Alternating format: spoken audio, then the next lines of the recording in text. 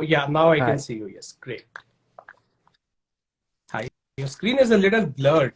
Now it's Okay, fine. great. Absolutely fine. So wonderful to meet you. Thank you for inviting me for this live.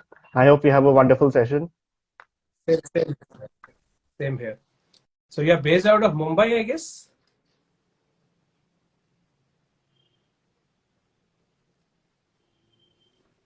Satya, sorry, your voice was breaking. Can Hello? you hear me?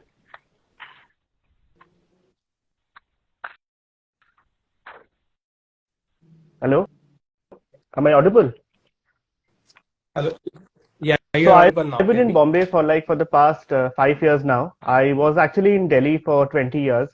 I did my college in Delhi. Okay. I'm a literature student from St. Stephen's. So Delhi has been my city forever. Then I shifted to Mumbai in Yeah. 2017. That's when I got a call to do Oh, the screenplay for Porus, which was Sony's big historical yeah. show. And that's when I shifted base to Mumbai, and then I've been here ever since. Yeah. Great. I miss Mumbai in these days Yeah, because yeah, it's very yeah. cold here in Delhi. I was So it's actually chilling. I So was that's actually in why. Delhi two Yeah. weeks back promoting Mahagatha. So I did a lot of book signings and all of that. So Yes. yes, Yeah. I did get a taste of the Delhi winter after five Right. years. So nostalgic, yeah. Yeah. Yes. I think your book was Right, launched at right, Kunzum right, right, Vasant right. Vihar. And yeah, you visited Bharisans in Vasant Kunj because I checked at Bharisans Khan Market, but I got to know that you visited the Yes, store at yes. I Vasant mean, Kunj you get Mall. a roster prepared by the publishing house, so you visit. Also because the Vasantpur store is a Yeah, larger store, so it's signing books is easier yeah, there. So yeah, right, right, right, right. absolutely. Cool. So yeah, I think it's 2 minutes past shy. I think we can start. So first of all, Satya, thank you very much for joining. And hello and welcome to all of you. I'm Abhishek, also known as Books Wale Bhaiya, and welcome to another episode of Kitaabi Baatein. And my guest today is Satyarth Nayak, and he is already a name in the world of books. He has written a couple of books, but just for your benefit, I will Sure. give a brief introduction. So Satyarth is an Indian author and screenwriter known for his best-selling novel The Emperor's Riddles. He also authored the biography of Sri Devi and is also known for scripting Sony historical television epic Porus. He is a recipient of Youth Inspiration Award in Literature in 2017, the Shri Award for Men Achievers Literature in 2016, and Sakhil Honor Award in 2008. Porus, created by Swastik Productions, was one of the most expensive and Yeah. acclaimed shows on Indian television. And Satyarth has also been named one of the top 50 Indian authors to follow on social media. Well, Satyarth, I think to begin with, given this profile and given the awards you received, I think I'm very lucky. I got an appointment No, with no, you not at very all, not at quickly. all. I think it would take any time for you to say yes, that I would definitely be Yeah, interested. So let me start by asking about your movement from journalism to full-time, yeah. an author. But it's not uncommon for many journalists to write books. But how do you see your movement, like quitting journalism and moving full-time into writing books So and writing is screenplays? something I was always interested in. I have grown up in a family where writing, the world of literature was considered very, very important. And my grandfather was a very well-read man, and he is the one who actually opened the doors of literature for me. So, writing, the love for the written word, that has always been something that has run deep. So I always knew that I would write, and even while I was doing journalism, I was still writing short stories and articles and all of that. So in fact, my short stories Yeah, had already been published in the British Council collection, or even in yeah, what is that, the coffee for sorry, chicken soup for soul collection. Yes, yes, yes. So a chicken couple soup. of that. So and then I think I was a journalist for 5 years with CNN IBN in Delhi, and then I had taken a sabbatical after 5 years, and that is when I discovered this story of the Emperor's Riddles, which is what became my first book. So I discovered the story of the central secret of that book was so interesting and intriguing and I had always been a very Dan Yeah, Brown fan, and this seemed to me like an Indian Dan Brown. So I was like, this is something that can be a very yeah. interesting story. So that's how the idea developed to make this into a full-fledged novel. And once that novel clicked, I was like, maybe this is what I want to do full time now for at least for the next few years. So that's the reason why I Right, made the shift. right. So as you talked about reading since childhood, so any specific genres or any specific authors you read in your childhood, or was it like you reading Well, I into was anything? a pretty diverse reader. I used to love almost every genre, but I think thrillers was something that attracted me from the very word go. I remember reading a lot of Sherlock Holmes and Agatha Christie and Edgar Allan Poe. I think the thriller, something dark and mysterious, has always allured me. I don't know why. Yeah, Maybe because I was born on the 29th of October, which is closer to the Halloween day. That's what a lot of my friends say. So maybe yeah, the love for the dark comes from there. So definitely thrillers was a huge right. attraction. I love reading biographies. I love to read about inspiring people, men and women. Then the love for historicals is something again. I love to read about history and kings and Right. queens, and definitely mythology. Mythology has been a huge part of my growing up. As a reader. So these genres definitely were attracted for me when I was growing up, and they continue to be so actually. Yeah. Right. So in thrillers, if we see in India, we are seeing a lot of thrillers which are related in some Yeah. way or other Yeah. to mythology. Like you wrote your first book, The Emperor's Riddles, and there are authors like Amish Tripathi, Kevin Missel, Christopher Doyle. They are basically taking the religious Yeah. text as a base. So do you think this trend being a little different from the kind of thrillers we saw in the Western world, as we talked Yeah. about Sherlock Yeah. Holmes, Agatha Christie, Yeah. Edgar Allan Poe, and many other famous authors? So do you see this particular trend emerging only in India, wherein we are basically mixing mythology, religion, history, and everything, and writing thrillers? So how do you see this particular genre I building wouldn't up in completely India? agree that it's not happening in the West. I remember reading a book by, of course, Dan Brown is a huge example of how he mixes, mythology and contemporary Yeah, events. But even I remember reading books of Irving Wallace. He's not that great known a writer, but he's written many thrillers, and his books were about conspiracy theories, where he correct. would actually mix history and current Yeah, events.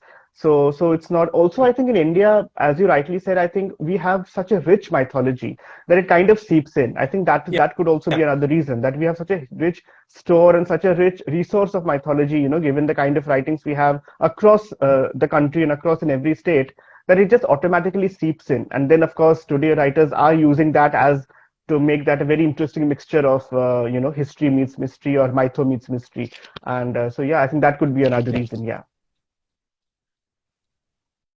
And talking about Hindu mythology, as certain commentators do label it as Hindu Yeah. itihas or history as it happened. That is not to say that what we read in Ramayana or Mahabharata, it exactly Yeah. word by word happened that way. But as many commentators now prefer to label it as Yeah. itihas and not mythology, which gives it a more like a fictitious story kind of thing. So what's your take on it? You look at all this as itihas as it happened or pure fiction I work? take it as mythology, and the reason for that is the interpretation of the word mythology is not, according to me, doesn't mean that something is fictitious.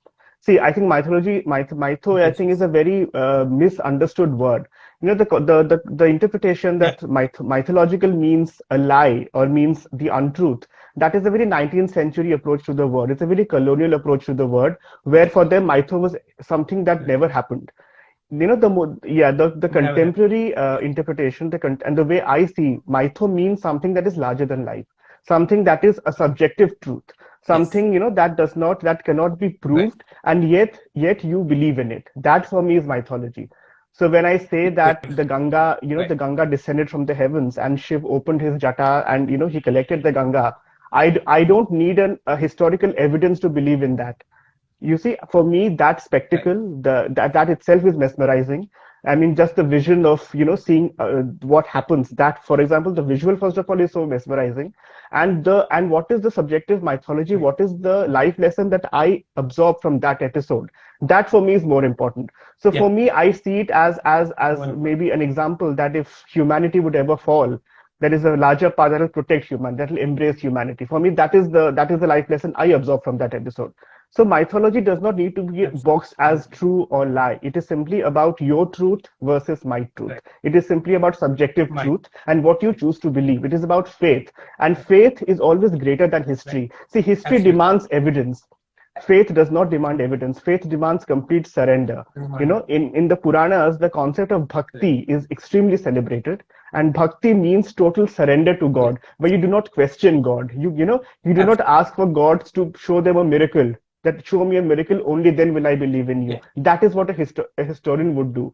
You know, a mythologist would say, I believe in you absolutely. regardless of what you are, and that faith comes from deep within. So I don't agree when people put mytho a pedestal below history. I think mytho is way bigger than what history can ever hope to be. You know, history is time bound. History is Right. between dates. Mytho is timeless. You know, it talks about things that have no beginning and no end. Timeless. You know, so how can you?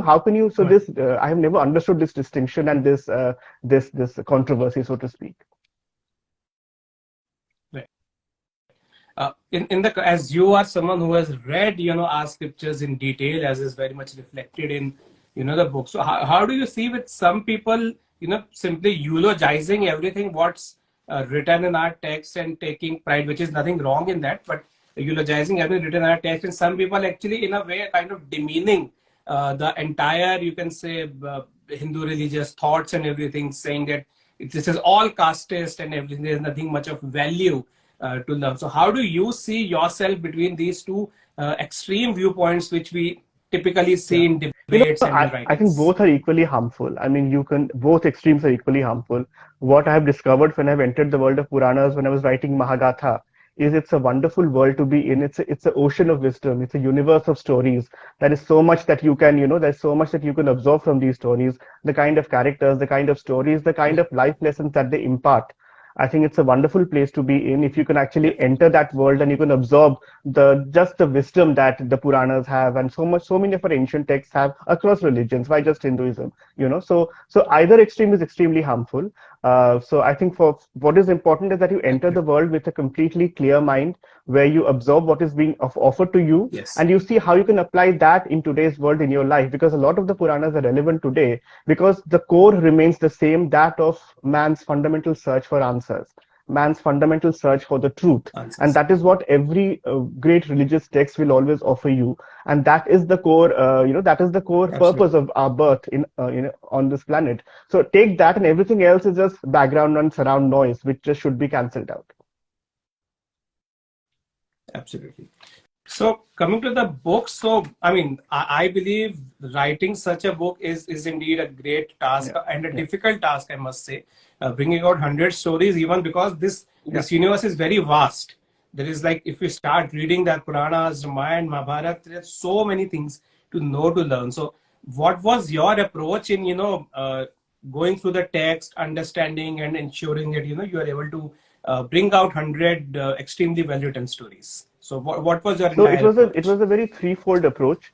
When I initially entered the world and I saw and I waded through this ocean of stories, my first list was actually 300 stories. You know, when I first made the very first list, Ah, because okay. that it's just that much of wisdom that is there in these texts. And then of course I brought that down to 100. So it was a three-pronged criteria. First of all, for me, what was important is to see if how interesting was the story in itself. You know, what kind of life lesson was it imparting? What was, I mean, it a story that is a joy to read. That for me was the most important criteria when I was choosing those stories. Also, who were the principal characters involved, like the gods, the demons, the kings, the hermits, the deva, the devis, the asuras. Who were the gods involved in that particular story, which made it all the more interesting to read? And also, if it was an unknown story that deserved a wider audience, that also has been extremely important for me, because while there are a lot of stories you'll find here which are known and which are popular, there are an equal number of stories in Mahagatha which are Yeah. unpopular, which people don't know about, which I never knew about. Okay. So I wanted these stories to also come under the limelight and come in the forefront. So when you will read Mahagatha, you will come across a story that you know, which will help you identify with the book, with this world, with the gods. And Right. then you find a story that you have no knowledge about, and that will fascinate you. So that experience is what Mahagatha offers, which is what I think I want my readers to experience that. Absolutely. So, and as you said that these stories are in a Yeah. way a continuation. Your first story talks about the Brahma and how Yes. the Yeah. entire creation Yeah. of life took place, and we saw everything coming up. So from Yeah. Satyug to Kalyug. So how do you see this a continuation of life as Yeah. through our No, that's a very scriptures. good point, and I'm glad you picked that up because I was very clear when I wrote those 100 stories that it has to be in a narrative form where I go from one to the other chronologically. And the reason for that is Yeah, when I started discovering these stories, what was to my complete fascination, these stories are not random events in the universe. It's not like it was not like a one-off kind of an event or occurrence. Every story had a past and a future.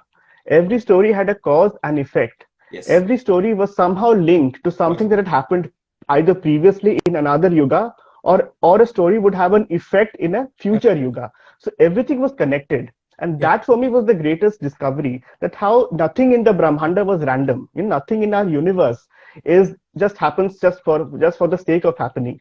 So the stories, that is why the reasons that when I've structured the stories in the book, we start with Satya Yuga, with creation, as you pointed out. Then we move to the Treta Yuga stories, then Dwapar, and finally Kali Yuga. And as you read these stories, you'll find that every story, the reason for the existence of every story lies in some past yuga. Like today, for example, I mean, to give a very yeah, small example, yeah, we all know about how Kansa killed the 6 sons of Devaki in prison. We have all heard that story.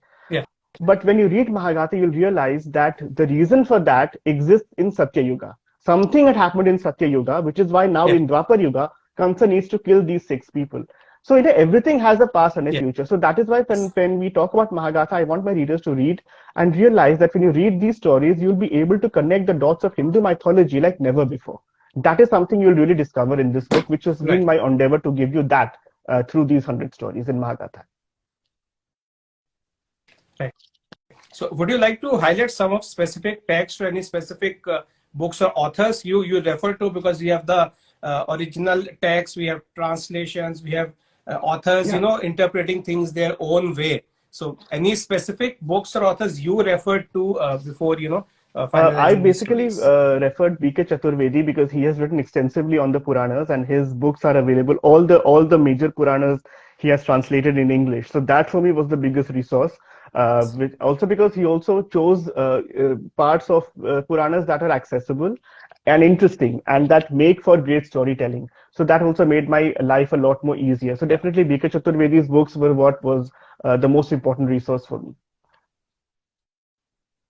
okay, sir. And any No, I other, have like Vivek of Debroi course I writes, read them and all. I read as he many as I could, but Chaturvedi also because he yeah, was able to give a lot of the crux of the Puranas in his books, which is what I also didn't want to color. Also, right, Chaturvedi's books are simple translations. He does not bring in his own judgment or his own interpretation into anything, which was important for me because I didn't want to be colored right, by anybody right, else's interpretation of what a correct, Purana was.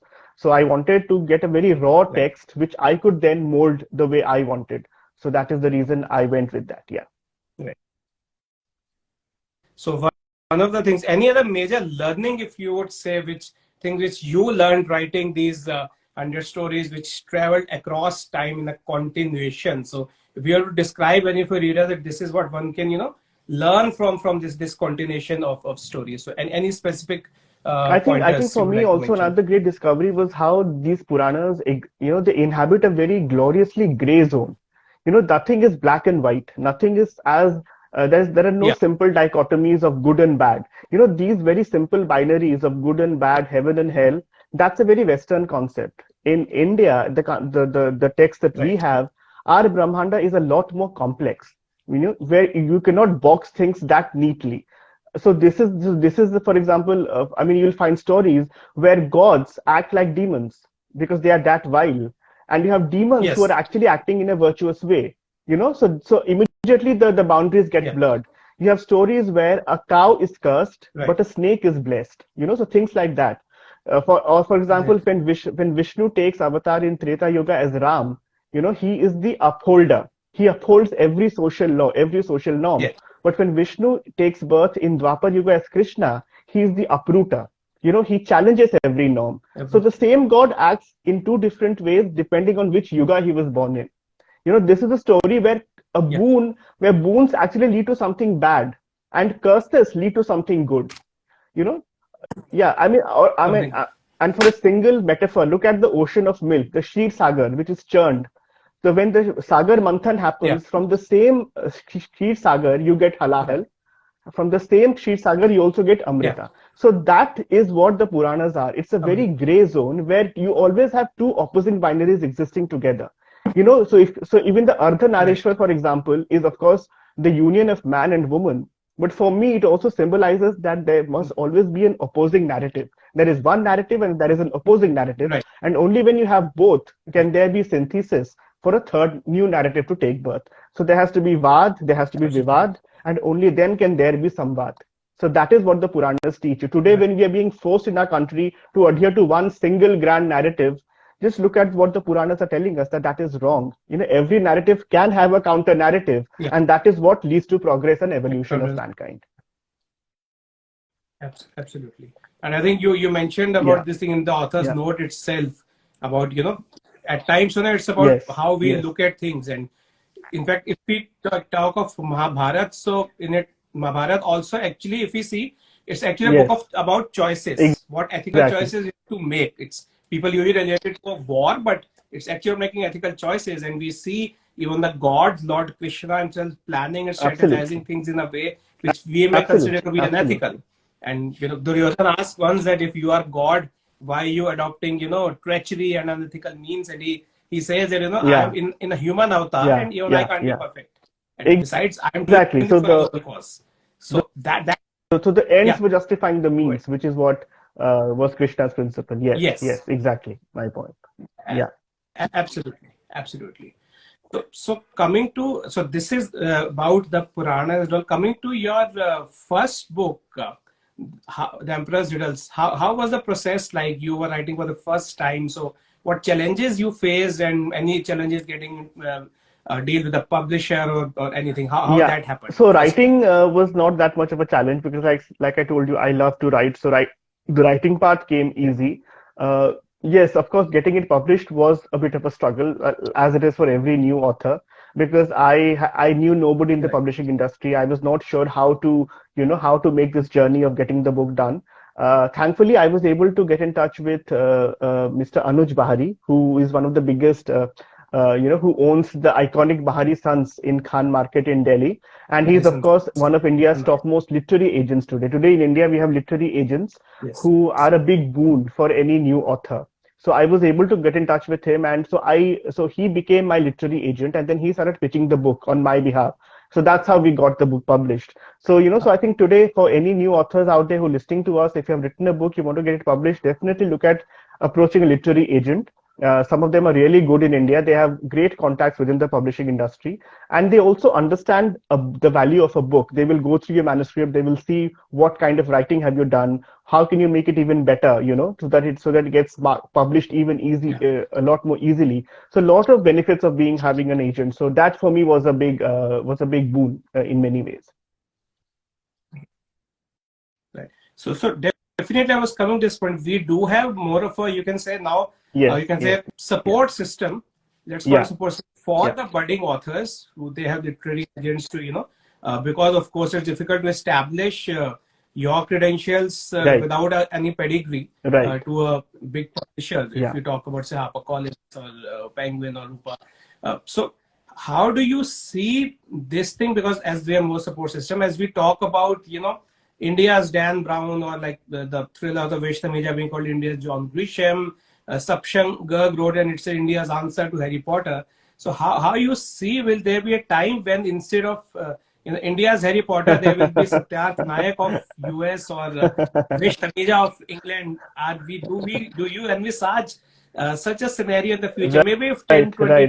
I 25 mean, years I from now. mean, it's a glorious thing to think about. I mean, definitely, why not, if possible? But I think also if you kind of set such a high end point, then to reach there, then of course you need to make that journey, and that will only happen if you are able Yeah, to create those kind of stories and characters that connect with people, and you need to create books that readers embrace. You're able to basically tell whatever your content may be, something that connects with readers, something that maybe yeah, inspires them, something that makes them want to go back to these characters again and again, something that gives them nothing but pure yeah, joy of reading those stories. I think that is what is yeah, important. I think, I mean, if you ask me what is it that a book really does to a person, I think it just makes us all feel a little less lonely, because that is what we all are at the end of the day. So Correct. books have always done that. And I hope that we can churn out books that take care of that. And which is where I think that is the most important thing for an author to do at the end of the day. No, of course, of course. So mythology, thrillers, and in between we see you write a book on the last Yeah. empress of Bollywood, Sridevi, and I think the book was published about a Yes. year and a half Yes, after yes, her yes, untimely exactly. death. How was, firstly, how did this idea occur of writing a, something Yeah. which is not a work of Yeah. fiction, writing a biography, that too of a woman who established Yeah. herself extremely well in a industry Yeah. Yeah. dominated by men, and that too without any special Yes, pedigree or anything. On the basis exactly. of performance, she proved Absolutely. herself. So how did that idea of writing this book occurred, and how was It the was a overall wonderful experience? experience. I have always been a Devi admirer. I've always loved watching her films and and watching her art on screen. So I've always wanted, it was a very secret desire deep down that I would love to write a biography of hers. And that it kind of came true Okay. when in 2017, like I said, I finally moved to Mumbai. That's when, and 2017 was also the year Yeah. when she did Mom, which was her 50th, which was her 300th film. Yes. And 2017 was her Yes. 50th year in Indian cinema. So I was like, this is probably the Yeah. right time to approach her for a book because it was such a momentous time in her life as an artist. And I had spoken to her and Boni Kapoor both, and at that point of time, they were both interested. They said, of course, we can do this. But Sridevi at that point of time wanted to focus on Dhadak because Janvi's big debut was coming up the next year. So she, and of course, Yes. the mother wanted her entire focus and attention to be on her daughter's debut. So she said, why don't we let's wait Yeah. for Dhadak to Absolutely. release, and once Dhadak is out of the way, we can then get started on the book. So that actually was the initial plan that had been discussed with her. Right. Then of course 24th Feb happened, and suddenly she was no more. And I remember being Right. completely shattered that how do I now do the book? I mean, first of all, of course, just the tragedy of the news itself, losing a star like her, and then of course in her absence, there was no way this book could have shaped up at all.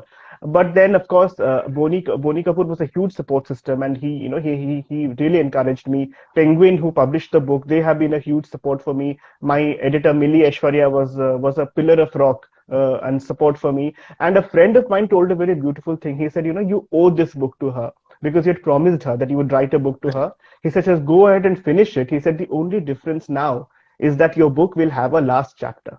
So I was like, yes, that kind of is exactly what it is. Yeah. So that's how I picked myself up. The journey began, and the book finally happened. So how do you think the process of writing two different kind of books, how does it exactly differ? Yeah. Because a biography is a Yeah. completely different ball game from a thriller. So how you think these two Yeah. things differ? As a See, writer, a how do you biography is feel like about like it? you said, it's non-fiction, right? So it is about a person's life story and a person as revered and as loved as Sri Devi. So when you're writing a biography, you have to be very clear as to what is it that you're putting out, in a book. And I thankfully Yeah. had the support of the family behind the book, which is why then the book could come out the way it finally has. So what kind of content you're putting out about a person, that is something you need to have a lot more filters when you're writing a biography of a person, especially a deceased person, Yeah. because then you have to keep that in mind. What is it that she would have wanted, how she would have wanted the book to turn out. So those filters were definitely there in Correct. my mind when I wrote it. uh, Fiction, of course, is your own creation, and you can just go wild with imagination when you're creating your own stuff. But nonfiction puts a lot of Right. responsibility, on the biographer, that what is it that you are putting out, because once you put out a book that remains forever, that becomes a part of posterity.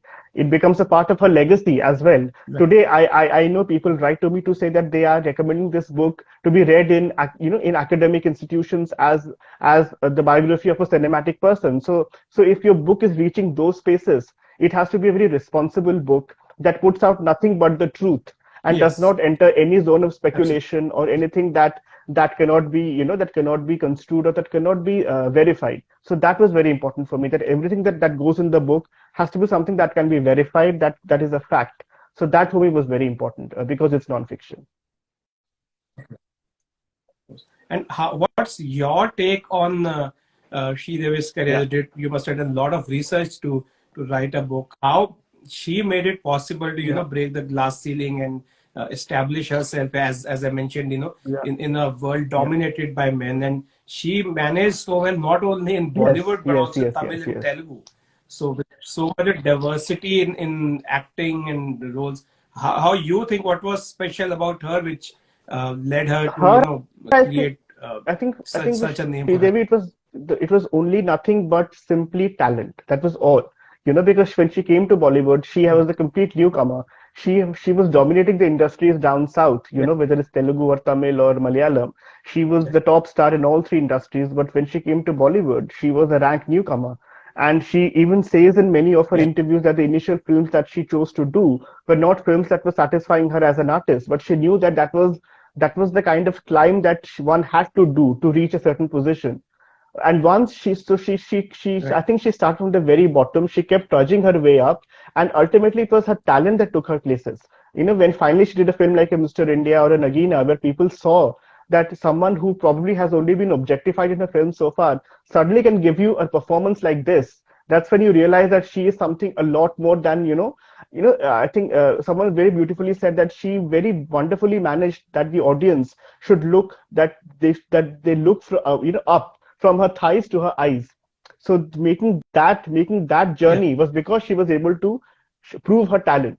So I think for her it was sheer hard work, sheer talent, and just the determination to to just prove and to be number one in whatever she does. I remember interviewing a contemporary Tamil actress whom I won't name, and she told me that today none of the actresses down south have that kind of inkling or even that kind of bandwidth to come to Bollywood again and again start from the bottom and make a name up here. They're content with what they have achieved down right, south. But Sridevi was not content. She wanted to come and rule the national industry. So that determination really took her places. And of course, that right, sheer bundle of talent that she was. right. And so, talking in the context of books, the last couple of years have seen lot many books coming up on Bollywood actors, music directors, and we have autobiographies, Yeah. biographies of like Sanjeev Kumar, Kishore Kumarji, which are released recently. You wrote about Shridev in 2019. We had Yeah. autobiographies of Neena Yeah. Gupta, Kavita, lot many. So, how do you see this particular segment in biographies and autobiographies coming up? Is there still more space wherein we will see more I such I think books so. I coming think up? there are still lot many stars that that one would love to know about their journey and their life story and the kind of how they traveled the path of the arc light and then made a name for themselves. Because I think in any inspiring person's life is always a joy to read. It inspires you on so many levels. Yeah, So there are still many stars out there that I would love to read biographies on, and I'm grateful that there's a market out there, there are readers out there who also are reading that kind of literature. Of course, a lot of people ask me right, that, but इसमें सच्चाई कितनी होती है? I was like, it can only be as true right. as what the author decides. So if a Nina Gupta decides to be On the completely difference. Correct. no holds barred book, then that's entirely her prerogative. Tomorrow, if a star decides Right. I'll only put out this much of my life and not the rest, that's her prerogative. So ultimately, it's about what the author decides. Right. But we should just be able to savor what is being Right. offered to us and see if something from that can inspire us and become a part of our lives. Absolutely. And I think with this, a good thing is happening is that even though, because we usually associate the Yes, film industry with yes, heroes. yes. Talk of film industry, we'll say about Amitabh Bachchan or Shah Rukh Khan. When I saw like biographies coming out of some people like Anand Bakshi who wrote some excellent, Exactly, great exactly. lyrics. People like those, they getting a Yeah, space, they getting a book in their name. I think that was indeed a absolutely, very good experience that we are getting to absolutely, know more about these absolutely. people. Because at film industry is not only about the hero who is fighting the villain and Yeah, or yeah, someone a yeah, yeah. glamorous heroine or something. So I think this is a very positive development that when we talk of Yeah, writing about yeah, the film industry, it's a bit broad absolutely. based, and many people who contributed so well to the industry are Yes, getting yes, a chance to talk about this. So those who unfortunately are not there with us, definitely. we are at least getting an opportunity to know more about them, because talent is Absolutely, not only acting; it is absolutely. certainly singing, Yeah, writing, penning down lyrics. Cool. So you wrote thrillers, you wrote biography, you wrote tales from our scripture. So it may be a little too early to ask, but with such wide variety already coming from you, what kind of book would be your So next book? no, Any so guesses, any clues? I have begun working on another book which is also mythology. It is kind of somewhat based on the Oh, Mahabharata. It's a different take of the Mahabharata. The Mahabharata for me is probably the greatest and the best book written in the world. So I've always wanted to do something around that text, but so much has already been written about the Mahabharata. I was not sure what new can I yeah, contribute, to the existing literature. But there's something that I've discovered about Mahabharata, which I think would make for a very fascinating book. So that is something I'm definitely working on. Then we are in conversation with another legendary star to do a biography. So that again is kind of in the oh, pipeline wonderful. because after Sridevi, I've been also wanting to do another biography. So this one has a lot of promise because the star in question has a brilliant body of work. So that I think would make for a very very exciting book as well. And then I also do screenwriting. So I'm doing a web series. Which again is based around Right. the Mahabharata. It's a mythological web series, very fascinating, the kind of content that Yeah. we are trying to put out. I'm doing the screenplay and the scripting for that. So these are the things that are keeping me busy, and hopefully you'll see them very soon in another year or so. Oh, that's great to know. And coming to screenplay, so you wrote the screenplay for Porous. How different is the process writing a screenplay from, say, a fiction or Yeah. non-fiction book? It's very How do different. you I'll see tell you that as a why. writer? Because I remember I'd written a scene, particular scene for Porus, and I had used all my imagination, made a very grand spectacle of that scene, and I thought it will be a great scene when you see it on television. And my producer read the scene, and he looks at me and says, हमारे पास transformers का budget नहीं है इस show के लिए. So then that's when you realize that Okay. even, I mean, when you're writing a book, you can go wild with imagination. But when you're writing something for television, it has to be something that can be achieved, something that can be shot, something that can be Yes. put in within a certain budget. So that was a great learning for me, Right. that you need to work within that framework, that what is achievable, what is doable on the screen. So that for me was a big learning. Right. So yeah, that is basically I think the biggest difference. Otherwise, it calls for the same amount of discussion and discipline and imagination. Television writing can also get a bit after a point, because you're writing episodes daily. It can feel like a bit of a chore after a point. Yeah. It can kind of become soul sucking after a Right. point. So that also is a possibility. But Yes. otherwise, it's great fun and you learn a lot. Right. All right. So just one more question before I open it for the audience, and all those who are watching, you can start writing your questions, if any, and we will take it up towards the end of the session. So, Satyarth, what advice would you like to give to aspiring writers? First of all, I think it's important that writers should read. I think the reading quality, the amount of reading has kind of gone down, in the past so many years. So I wish those who want to write would actually read first. I mean, if there are particular genres that you want to Right. explore, read what has been already written in those genres. What the great masters have created before you. Because only when you know that will you know where you stand and what you can put out. That is very important. Also, please enjoy the process, because writing a book should be a very enjoyable process. It should not feel like something that is like a work or a job or a chore. Just enjoy the whole process, because the more Right. you enjoy writing, the more I'll enjoy reading that book. So those are very important things to do. So I Right. think that is something I always tell my readers, to do. These two things are very important. Right. And yeah, I had one more question. Sorry, I forgot to talk about it. So, among the contemporary authors, any favorite authors or any favorite books you recommend or you enjoy reading? I love all Dan Brown books. I think he just writes amazingly well. So I would definitely recommend any Dan Brown book that you would Right. want to do. Devdutt Patnaik has a wonderful corpus of literature. So if mytho is what excites you, definitely Devdutt's books. Even Anand Neelkantan, for example, the kind of the way he Yes. gives you the other side of the story, the way he gives you a different take on mythology. That I Yeah. think is very very wonderful. I love reading the historical books written by Indu Sundesaran. Like she's written books on Noor Yeah. Jahan. I remember reading The Feast of the Roses and The 20th Wife. These are wonderful. I recommend both these books to anyone who loves history and historical writing. And I think any biography I would recommend, because just any great biography would be wonderful for you just to see how a person charts his or her, and what wonderful lessons can you take from that. So yeah, I think any biography would always make a very great read. Absolutely. All right, so let's check if there are any questions. So guys, all those who are watching, please feel free to write any questions and we'll take it up. Okay, let me check. So this is okay. This is not a question, but some Rose June.Ajets, congratulations. So proud of you, my friend. So I Yeah, think she's she a friend. is Yeah. your friend. Yeah. And Amit Raisoni is writing, congratulations, Sarthak, on the book. And yes, so from Amit, there is another quote, loved my favorite Sri Okay, Devi's book by great. you, Thank you. Satyarth. And I think I'm not wrong, but I don't think any other biography on Sri Devi has been attempted. I think No, it's there to the was best of my actually one that knowledge. came out right after her death. It was written by Lalita Iyer.